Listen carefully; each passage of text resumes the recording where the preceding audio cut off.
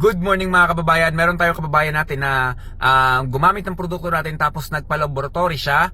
Tapos ito yung naging resulta ng kanyang laboratory test. Ang sabi ng kababayan natin ay, nagpa-laboratory po ako ng Lunes. Huwebes ko po nakuha ang result at salamat sa Diyos, normal na sugar ko, uric acid, cholesterol. Pinatanggal ni Doc yung iba kong maintenance. Yung sa high blood na lang po ang itutuloy-tuloy ko lang daw.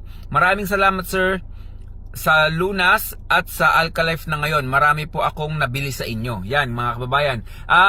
Sa mga kababayan natin na maraming maintenance tapos biglang hininto kasi nakaramdam ng hindi na sila inaatake ng mga sakit nila, hindi na sila nakakaramdam ng ganto dahil nga sa produkto natin. Mas maganda yung gantong gawin nyo. Magpa-laboratory test kayo, pasigurado.